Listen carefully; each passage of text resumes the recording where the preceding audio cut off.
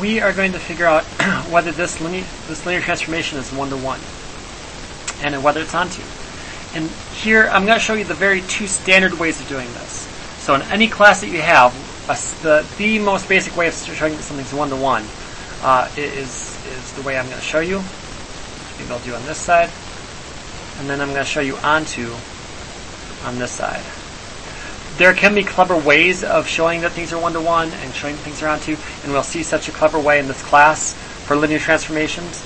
But this way will always be a good way to look into. As long as you can do it, it works. So for one-to-one, I'm going to suppose that t of ax squared plus bx plus c is equal to t of dx squared plus ex plus f. In other words, I'm going to assume that there are two inputs that produce the same output. The output is t of, and the input is ax squared plus blah blah blah plus c and dx plus blah blah blah. I'm going to try to figure out whether these two things need to be the same. If A has to be D, B has to be E, and C has to be F, then it is one-to-one. However, I'm going to be able to show that this isn't the case. So actually, this isn't the way to prove it.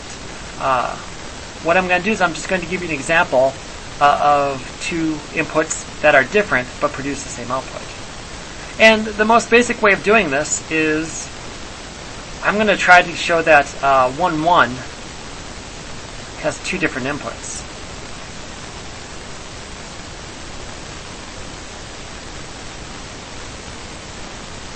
I'm going to find two different functions here that have 1, 1 as an output. And to do that, I'm going to choose 1x squared and 1x. Well, this is pretty clearly, to really spell it out, this is 1x squared plus 0x plus 0. So A is equal to 1, B is equal to 0, and C is equal to 0. So the output is going to be 1 plus 0 plus 0, 1 plus 0 plus 0, which equals 1, 1, as I said above. And similarly, this is going to be 0x squared plus 1x plus 0, which equals 0 plus 1 plus 0, 0 plus 1 plus 0, and that also equals 1 to 1.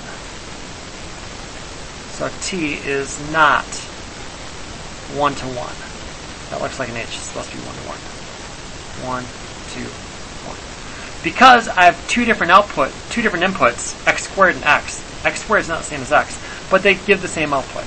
So it's not 1 to 1. For every output, there is not one input. The 1 here means an output. That's the input. For every one output, is there one input? Not for 1, 1, because that one has two inputs that work. Is it onto? No, I'm going to show it's not onto. So the way you show something is onto is be, let xy belong to R2, which is in the codomain. This is called a domain. That's called a codomain.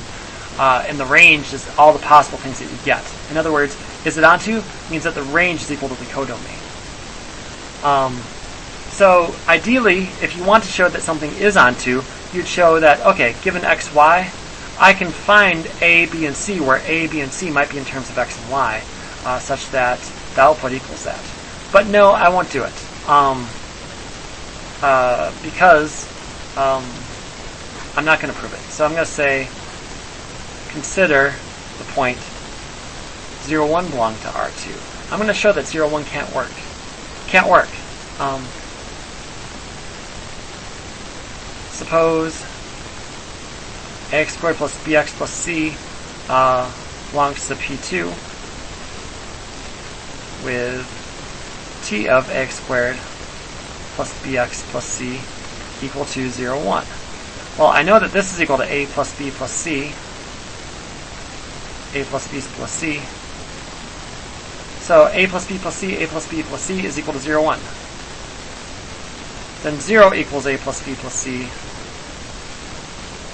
equals 1. In other words, 0 is equal to 1, which is impossible.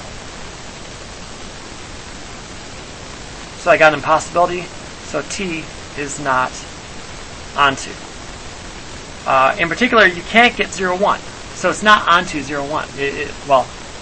That's not really what you say. You say it's onto R2. But it's not onto R2 because 0, 1 is not in the output. It's not in the range. In fact, if you look, the only stuff that's in the range of R2, that's in the range of T, is stuff on this line, because the first two commands have to be the same. That's all there is to this one. We're done.